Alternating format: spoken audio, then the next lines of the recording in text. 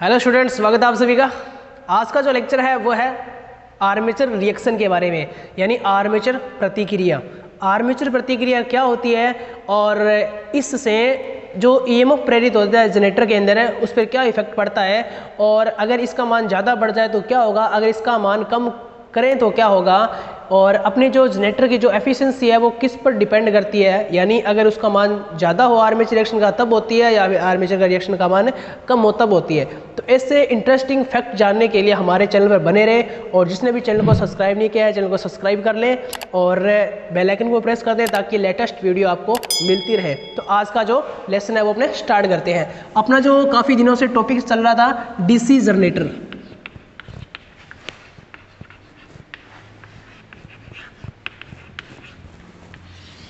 DC generator अपना जो topic चल रहा था, और इसके अंदर आज अपने जो पढ़ने वाले हैं वो है आर्मेचर रिएक्शन। आज अपने पढ़ने वाले हैं वो है आर्मेचर रिएक्शन। आर्मेचर रिएक्शन को हिंदी में अगर देखा जाए तो उसको बोला जाता है आर्मेचर प्रतिक्रिया। आर्मेचर प्रतिक्रिया। सबसे पहले अपने इसके डेफिनेशन के बारे में जानेंगे, यानी आर्मेचर प्रतिक्रिया होती क्या है। यानी एक ऐसा शब्द है आर्मेचर प्रतिक्रिया, यानी क्रिया होना और इसके प्रतिक्रिया जस्ट इसका क्या होना, विपरीत होना, इसे क्या कहते हैं, प्रतिक्रिया कहते हैं। यानी यहाँ पर प्रतिक्रिया होगी वो होगी चुंबकीय फ्लक्स के बारे में, यानी एक ऐसा फ्लक्स होगा जो दूसरे फ्लक्स का क्या करेगा, विरोध करेगा, यानी दोनों क्या होंगे, एंटी होंगे, तो उसको बोला जाता है प्रतिक्रिया। यानी क्या हो रही है, रिवर्स हो रहा है, यानी उल्टा सिस्टम हो रहा है यहाँ पर, तो उसको बोलता है आर्मेचर प्रतिक्रिया। ठीक है, तो डेफिनेशन क्या होती है कि आप सभी को पता है कि जनरेटर के अंदर मुख्य फ्लक्स होता है जो कौन स्थापित करता है, फील्ड पोल।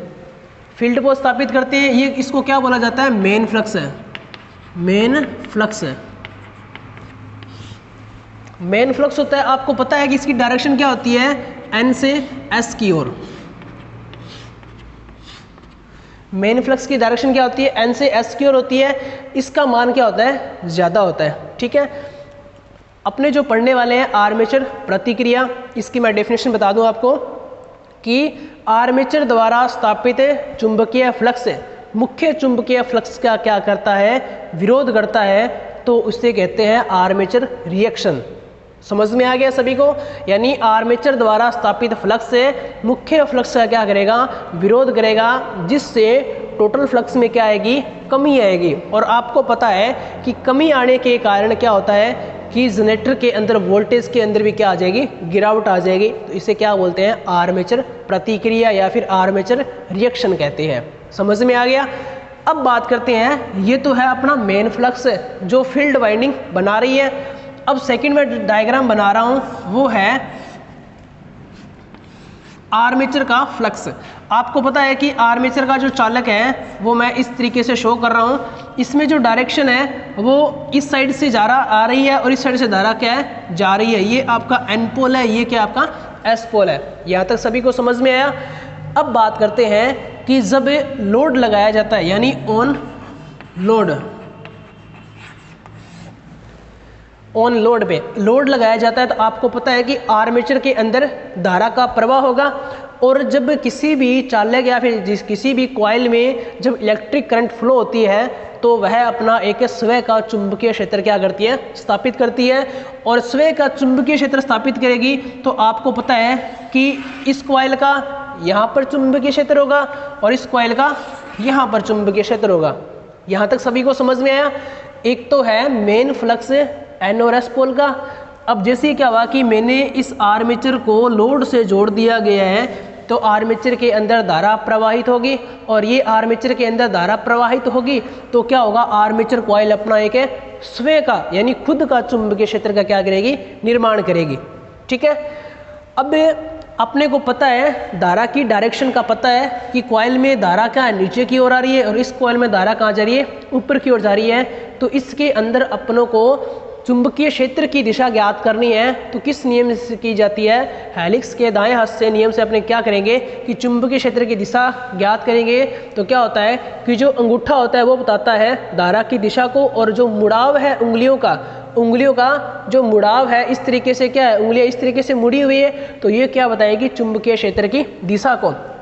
तो यानी इसकी डायरेक्शन क्या है, इस साइड आ रही है, यानी नीचे की ओर आ रही है, तो इस साइड ले सकते हैं अपने ऐसे, यानी अंदर की ओर।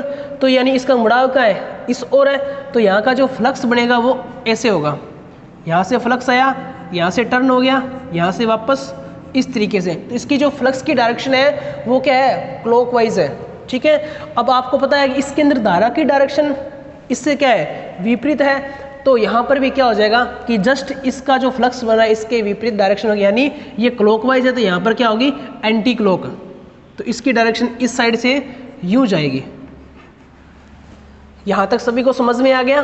क्या बताया, ये मेन फ्लक्स है, और ये आर्मेचर पर जब लोड लगाएंगे तो आर्मेचर कॉइल में धारा फ्लो होगी, और धारा की स्थिति से अपने इसको पता लगा लेंगे कि इसका चुंबकीय क्षेत्र क्लॉकवाइज है फर्स्ट कॉइल का, और सेकंड कॉइल का क्या है, एंटी क्लॉकवाइज यानी वामावर्त है, यहाँ का क्या है, दक्षिणावर्त है। सभी को समझ में आ गया?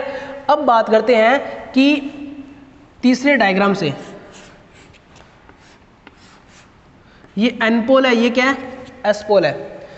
ये कौन सा है, आर्मेचर का फ्लक्स है, आर्मेचर फ्लक्स है। अब जैसे ही क्या हुआ कि इसकी डायरेक्शन किस ओर है, एन से एस की ओर है, ये तो फिक्स होती है फील्ड पोलों के अंदर। अब क्या है कि इसकी डायरेक्शन देखो, चुंबकीय जो फर्स्ट कॉइल की डायरेक्शन है वो इस साइड से, यानी यहाँ से इस ओर जा रही है, और इसकी भी कहाँ है, एन पोल से एस पोल की ओर जा रही है। तो मैंने बताया था आपको कि कम्युलेटिव कंपाउंड जनरेटर के अंदर क्या होती है कि सीरीज वाइंडिंग में भी धारा की दिशा ऐसे होती है, और शंट वाइंडिंग में धारा की दिशा ऐसे होती है। दोनों की डायरेक्शन क्या होती है, एक ही होती है। तो इसमें जो फाई मिलता है अपने को, वो फाई एस एच प्लस के अंदर क्या मिलेगा, फाई एस ई, यानी धारा की दिशा अगर एक साइड है दोनों कॉइलों में, तो दोनों का जो फ्लक्स होगा वो क्या हो जाएगा, जुड़ जाएगा, यानी टोटल फ्लक्स आपको मिलेगा। तो यहाँ पर वही बात होगी कि इसकी डायरेक्शन क्या है, इस ओर है, और इसकी डायरेक्शन क्या है, इस ओर है, तो यहाँ का चुंबकीय क्षेत्र क्या हो जाएगा, जुड़ जाएगा। ठीक है, तो यहाँ से क्या है, चुंबकीय क्षेत्र जुड़ गया। अब बात करते हैं यहाँ पर, इसकी डायरेक्शन क्या है, इस ओर है, डी ओ आर के बारे में जानते हैं, डायरेक्शन ऑफ रोटेशन, यानी इसकी घुमाव दिशा क्या है, इस ओर है। अब बात करते हैं कि यहाँ पर अपने इस पोल पर आ गए। अब यहाँ पर देखिए इसकी डायरेक्शन क्या है, इस ओर है, यानी एन से एस की ओर। अब दूसरी जो कॉइल है आर्मेचर की, इसके अंदर धारा की दिशा भी क्या है, विपरीत है फर्स्ट कॉइल से, और इसका चुंबकीय क्षेत्र भी क्या होगा, एंटी क्लॉकवाइज है। तो इसकी डायरेक्शन क्या रहेगी, ये वाली। और मेन पोल की कहाँ है, मेन पोल का फ्लक्स है एन से एस की ओर आ रहा है, और इसकी डायरेक्शन क्या है, जस्ट इसकी क्या है, विपरीत है। तो अपनों ने पढ़ा था कि डिफरेंशियल कंपाउंड जनरेटर के अंदर है कि आर्मेचर के जो सीरीज वाइंडिंग की ये फ्लक्स होता है वो इसके जस्ट शंट के क्या होता है, विपरीत होता है। तो यहाँ पर जो अपने को जो फ्लक्स मिलता है वो क्या मिलता है, फाई एस एच माइनस क्या होगा, फाई एस सी, यानी सीरीज वाइंडिंग और शंट वाइंडिंग दोनों के अंतर के अपने को बराबर में क्या मिलेगा, चुंबकीय फ्लक्स मिलेगा। तो यहाँ पर क्या होगा कि दोनों में आपस में चुंबकीय फ्लक्स का मान क्या हो जाएगा, कैंसिल आउट हो जाएगा। तो यहाँ पर अपने को जो चुंबकीय क्षेत्र है वो बिल्कुल ही नहीं मिलेगा। ठीक है, यहाँ पर क्या आ गई, कमी आ गई। अब बात करते हैं यहाँ पर, इसकी डायरेक्शन देखो यूँ घूमता हुआ ये कहाँ है, इसकी डायरेक्शन ऐसे है, और मेन पोल मेन फ्लक्स की कहाँ है, एन से एस की, और इसकी भी डायरेक्शन ऐसे, इसकी भी डायरेक्शन ऐसे। तो यहाँ पर क्या होगा, यहाँ पर भी क्या हो जाएगा, फ्लक्स का मान है जुड़ जाएगा, और यहाँ पर ही क्या होगा, जुड़ेगा, क्योंकि दोनों की डायरेक्शन क्या है, यहाँ पर एक है। अब बात करते हैं यहाँ पर, तो यहाँ पर देखिए डायरेक्शन इस ओर है, और यहाँ की क्या है, इस ओर, एन से एस की ओर। तो दोनों की विपरीत डायरेक्शन होने के कारण, यानी विपरीत चुंबकीय क्षेत्र होने के कारण क्या होगा कि माइनस हो जाएगा, जिससे अपने को यहाँ पर टोटल फ्लक्स में क्या मिलेगी, कमी मिलेगी। तो जो टोटल जो फ्लक्स मिलेगा अपने को वो किस शेप में मिलेगा, इस तरीके से, इस तरीके से, यानी इस तरीके से चुंबकीय क्षेत्र क्या हो गया, यहाँ पर है एक साइन वेव, यानी इसने जो शकल है, यानी इसकी आकृति या फिर इसकी शेप है वो किसकी तरह होगी, साइन वेव की तरह होगी। क्योंकि फर्स्ट के अंदर देखा था कि यहाँ पर नो लोड था, नो लोड था तो मेन फ्लक्स क्या था, सीधी डायरेक्शन में था। अब जैसे क्या हुआ कि लोड लगाया तो इसका चुंबकीय क्षेत्र क्या हो गया, इस तरीके से हो गया, क्योंकि यहाँ वाला चुंबकीय क्षेत्र गलत डायरेक्शन यानी विपरीत डायरेक्शन होने के कारण यहाँ वाला क्या हो गया, खत्म हो गया। और यहाँ पर गलत डायरेक्शन होने के कारण यानी धारा की दिशा, चुंबकीय क्षेत्र की दिशा क्या हो गई, विपरीत होने के कारण कैंसिल आउट हो गया। और यहाँ पर भी क्या हो गया, फ्लक्स नहीं मिला, और यहाँ पर प्लस हो गया और यहाँ पर क्या हो गया, प्लस हो गया। इसलिए इसकी जो शेप है वो एक साइन वेव की तरह बन जाएगी। ठीक है, तो आप समझे ये प्रभाव आर्मेचर रिएक्शन। ठीक है, तो आर्मेचर रिएक्शन के बारे में यहाँ तक आप सभी को समझ में आ गया होगा। चलिए अब बात करते हैं कि पहला जो प्रभाव आता है, आर्मेचर रिएक्शन दो प्रकार के होते हैं। सबसे पहला जो पॉइंट है वो है आर्मेचर यानी विचुंबकन प्रभाव। विचुंबकन प्रभाव अगर इसको इंग्लिश में देखा जाए तो बोला जाता है डी मैग्नेटाइजिंग इफेक्ट।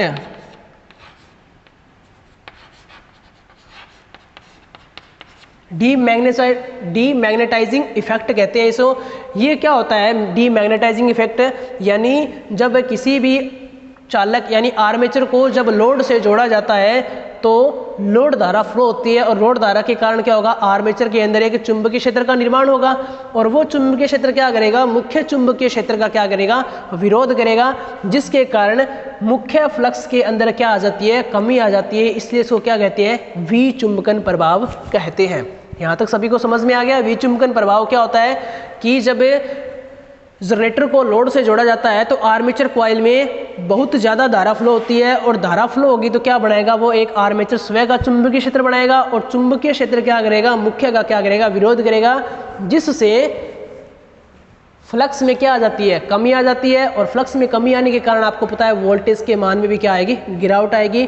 तो इस प्रभाव को क्या कहते हैं, विचुंबकन प्रभाव कहते हैं। समझ में आ गया यहाँ तक।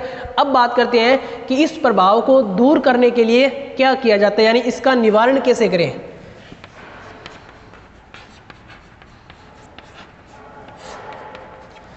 निवारण की बात की जाए तो यहाँ पर कंपनसेटिंग वाइंडिंग यानी प्रतिकारक लपेट लगाया जाता है। तो क्वेश्चन क्या आएगा, प्रतिकारक लपेट।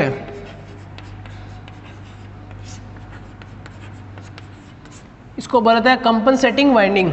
ठीक है, कंपनसेटिंग वाइंडिंग लगाई जाती है जो आर्मेचर के श्रेणी क्रम में संयोजित की जाती है। किस तरीके से संयोजित करेंगे कि ये आ गई कंपनसेटिंग वाइंडिंग और ये आर्मेचर आ गया और इसका ये टर्मिनल हो गया, यानी ये आ गई कंपनसेटिंग वाइंडिंग। इसको आर्मेचर के कहा जाता है, श्रेणी क्रम में जोड़ा जाता है, और ये क्या करेगी कि आर्मेचर द्वारा जो चुंबकीय फ्लक्स होगा इसका ये क्या करेगी, ये भी फ्लक्स बनाएगी और ये भी फ्लक्स बनाएगी। तो दोनों आपस में क्या करेगी, विरोध करेगी, जिससे क्या होगा कि आर्मेचर का जो फ्लक्स है वो खत्म हो जाएगा, और जो मेन फ्लक्स जो अपना पहले की तरह पड़ा है वो पहले जैसा रहेगा, यानी इसमें कोई भी परिवर्तन नहीं होगा। क्यों नहीं होगा, क्योंकि अब अपने पास कोई विरोध करने वाला कोई फ्लक्स है ही नहीं। जो विरोध करने वाला जो फ्लक्स था वो कंपनसेटिंग वाइंडिंग ने क्या कर दिया, यहाँ पर खत्म कर दिया। तो इसलिए इस प्रभाव का जो निवारण है वो हो जाता है। ठीक है, अगर बात करें छोटी मशीनों में विचुंबकन प्रभाव को कैसे दूर करेंगे, तो जो फील्ड पोल होते हैं इनके ऊपर एक्स्ट्रा टर्न लगाए जाते हैं, यानी अधिक टर्न लगा दिए जाते हैं, जिससे कारण क्या होगा कि जो मेन फ्लक्स में जो कमी आ रही है वो उसकी कमी को क्या हो जाती है, पूर्ति हो जाती है। ठीक है, अगर बड़ी मशीनों की बात कहें तो क्या कहोगे आप कि कंपनसेटिंग वाइंडिंग लगाई जाती है, और कंपनसेटिंग वाइंडिंग आर्मेचर के श्रेणी क्रम में संयोजित की जाती है। किस तरीके से, इस तरीके से। ठीक है, और कंपनसेटिंग वाइंडिंग को C1 और C2 से प्रदर्शित किया जाता है, यानी ये कंपनसेटिंग वाइंडिंग है, इसके टर्मिनलों को C1 और C2 से प्रदर्शित किया जाता है। इसकी रेजिस्टेंस की बात करें तो 0 से 1 ओम के बीच में क्या होता है, इसका रेजिस्टेंस होता है। ठीक है, सभी को समझ में आ गया। अब क्वेश्चन क्या आएगा कि आर्मेचर वाइंडिंग के सीरीज में किस प्रकार की वाइंडिंग जोड़ी जाए ताकि विचुंबकन प्रभाव को दूर किया जाए। तो कंपनसेटिंग वाइंडिंग को और इसके टर्मिनल C1 C2, इसका रेजिस्टेंस 0 से 1 ओम होता है। अब बात करते हैं कि ये लपेटी कहाँ जाती है, तो पूछा जाएगा क्वेश्चन, ये लपेटी जाती है पोलों पर। जो फील्ड पोल होंगे इनके ऊपर ये कंपनसेटिंग वाइंडिंग लपेटी जाती है, बट क्या होता है कि जोड़ी किसकी जाती है, आर्मेचर के श्रेणी क्रम में। तो लपेटने का पूछा जाए तो किस पर होती है, फील्ड पोलों पर, और कनेक्शन की बात करें तो श्रेणी में जोड़ा जाता है किसके, आर्मेचर के। तो यहाँ तक सभी को समझ में आ गया। ये था विचुंबकन प्रभाव, यानी मुख्य फ्लक्स में क्या होगी, कमी होने के कारण इस प्रभाव को क्या कहते हैं, विचुंबकन प्रभाव। सभी को क्लियर हो गया। अब बात करते हैं second number.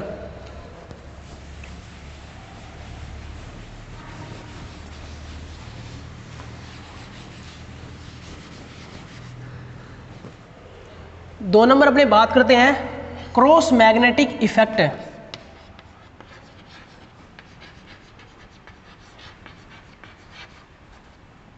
Cross magnetic effect,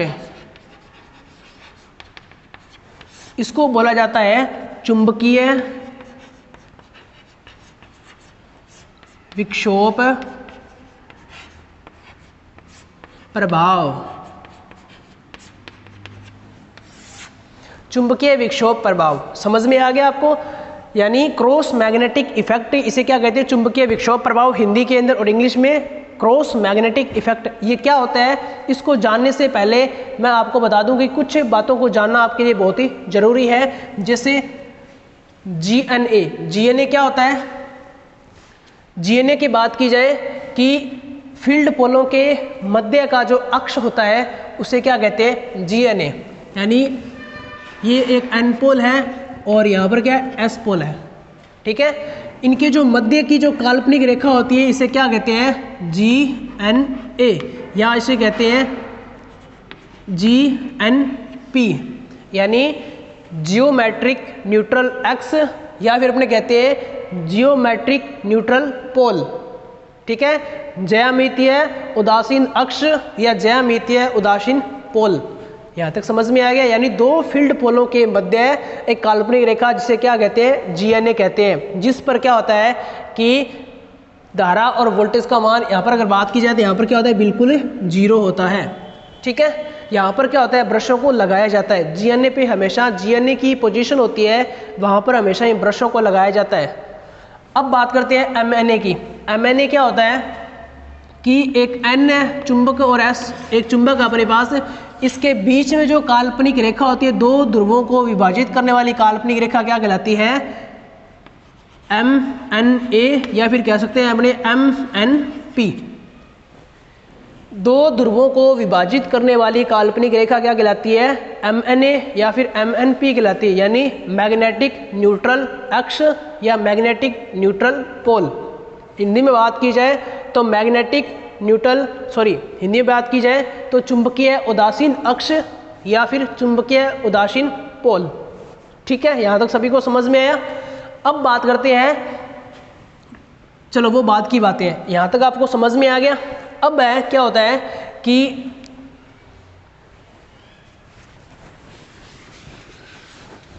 starting के अंदर जब जनरेटर पर लोड नहीं लगाया जाता है तो इस तरीके की डायरेक्शन होती है स्टार्टिंग में, ये एन पोल, ये एस पोल। यहाँ पर बात की जाए तो यहाँ पर क्या है, जी एन ए, और इसी के ऊपर क्या होता है, एम एन ए, क्योंकि ये एन और एस दो पोलों को ध्रुव विभाजित करने वाली एम एन ए और दो पोलों के मध्य को विभाजित करने वाली जी एन ए, यानी G N A M N A की क्या होता है, ऊपर होता है, यानी जी एन ए और एम एन ए एक ही पोजीशन में होते हैं। आपको अभी तक इतना याद रखना है।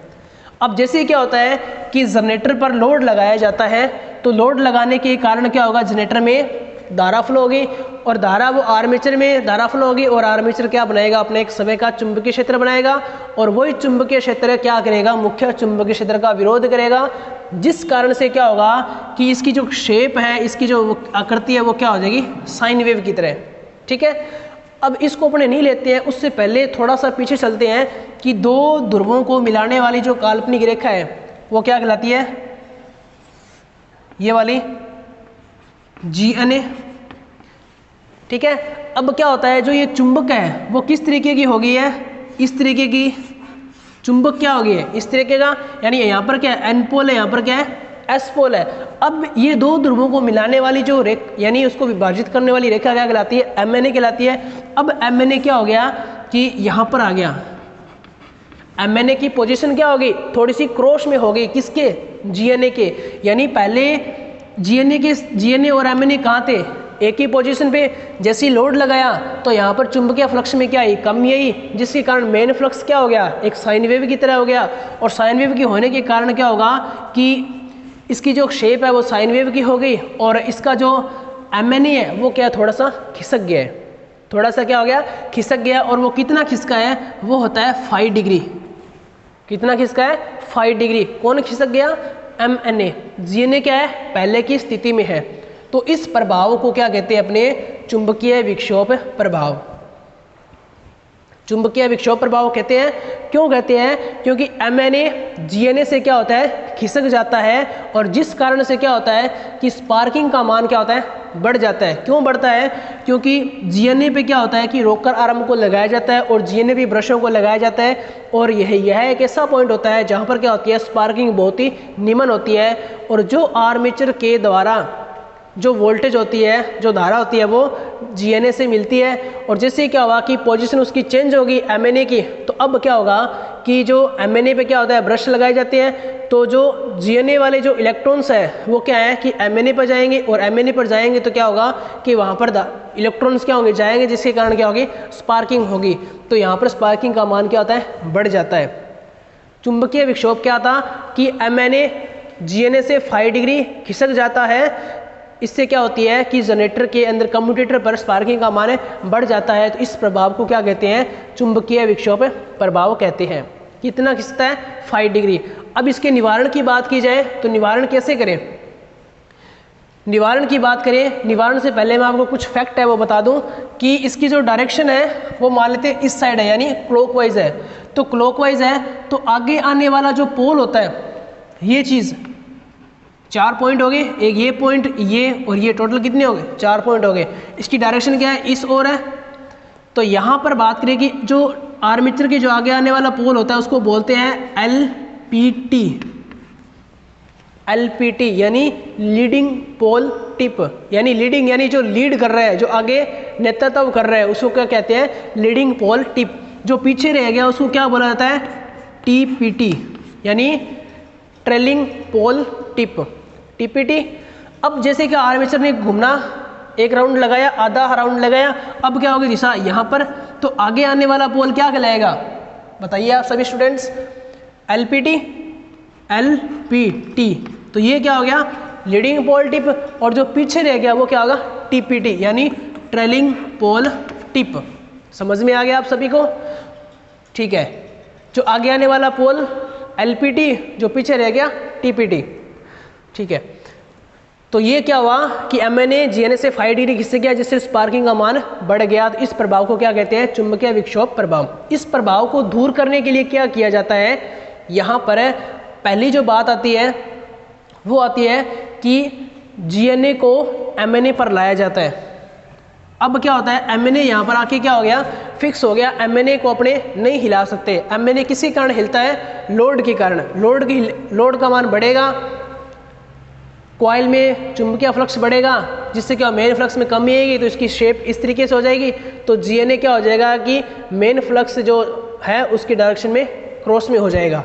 इसलिए इसको क्या बोला जाता है, क्रॉस मैग्नेटिक इफेक्ट। क्रॉस क्यों, क्योंकि इसके देखो इससे क्रॉस में आ गया, दोनों एक साथ थे, अब क्या होगा, इस शेप से हो गया, तो क्या हो गया, क्रॉस मैग्नेटिक इफेक्ट। अब क्या होता है कि रोकर आर्म को ढीला किया जाता है। मैंने टाइप ऑफ पार्ट जनरेटर के बारे में बताया था आपको कि कौन कौन से प्रकार होते हैं, और उसने बताया था कि रोकर आर्म के बारे में। रोकर आर्म क्या होती है, जिस पर ब्रश लगाए जाते हैं। तो रोकर आर्म को ढीला किया जाता है, और जैसे आर्मेचर की घुमाव दिशा क्लॉकवाइज है, तो रोकर आर्म को आर्मेचर की घुमाव दिशा में घुमाया जाता है। और घुमाने के बाद थोड़ा सा घुमाया और फिर नट टाइट कर दिए, और फिर जनरेटर को चलाया जाता है। देखा जाता है स्पार्किंग का मान कम है या ज़्यादा है। तो जहाँ पर स्पार्किंग का मान अपने को कम मिले, तो वहाँ पर अपने को समझ में आ जाएगा कि जीएनए एमएनए के जस्ट क्या हो गए, दोनों एक दूसरे के ऊपर है, यानी ये दोनों क्या है, पास पास में है। तो वहाँ पर स्पार्किंग का मान क्या होगा, बहुत ही कम होगा। जहाँ पर आपको स्पार्किंग कम मिले तो समझ लेना कि जीएनए और एमएनए की पोजीशन क्या होगी, दोनों की एक हो गई है।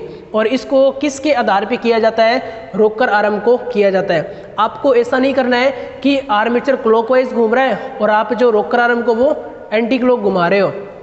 तो आपको ऐसा कभी नहीं करना है, क्योंकि आर्मेचर की घुमाव दिशा में घुमाया जाता है। अब बात करते हैं कि कैसे क्वेश्चन आएंगे और जो क्वेश्चन कैसे पूछे जाते हैं इसके बारे में। तो पहला क्वेश्चन क्या रहेगा कि चुंबकीय विचुंबकन प्रभाव दूर करने के लिए क्या किया जाता है, कंपनसेटिंग वाइंडिंग का। Compensating winding C1 C2 resistance 0 से 1 ओम कहाँ जोड़ी जाती है, आर्मेचर के श्रेणी क्रम में। अब बात करते हैं कि रेजिस्टेंस कितना होता है, 0 से 1 ओम। अब बात करते हैं कि चुंबकीय विक्षोभ प्रभाव क्या होता है कि MNA GNA खिसक जाता है 5 डिग्री, जिससे कारण क्या होता है कि स्पार्किंग का मान बढ़ जाता है। इसे क्या कहते हैं, चुंबकीय विक्षोभ प्रभाव कहते हैं। और इससे स्पार्किंग का मान बढ़ेगा। इसको कम करने के लिए क्या किया जाता है कि GNA को MNA पर लाया जाता है। GNA को MNA पर लाया जाता है, कभी भी MNA को खिसकाया नहीं जाता, GNA को लाया जाता है। और GNA कैसे लाएंगे, अपने रोकर आर्म को ढीला करके, रोकर आर्म को ढीला करके घुमाया जाता है, ताकि किस दिशा में, आर्मेचर की घुमाव दिशा में। तो ये चीज़ें आपको याद रखनी है। और ये था जो आज के जो आर्मेचर रिएक्शन 2 टाइप के होते हैं, विचुंबकन और क्रॉस मैग्नेटिक इफेक्ट, जो आपको समझ में आ गए होंगे। ठीक है, तो इस तरीके से और आज का जो लेक्चर है वो यहीं पर ही समाप्त करते हैं। और बने रहे हमारे YouTube चैनल के साथ। जिसने भी चैनल को सब्सक्राइब नहीं किया है तो जल्दी से सब्सक्राइब कर दें, और जिसने लाइक नहीं किया है तो लाइक का बटन दबा दें और बेल आइकन पर क्लिक कर दें, ताकि आपको ऐसे इंटरेस्टिंग फैक्ट आपको मिलते रहें। Thank you.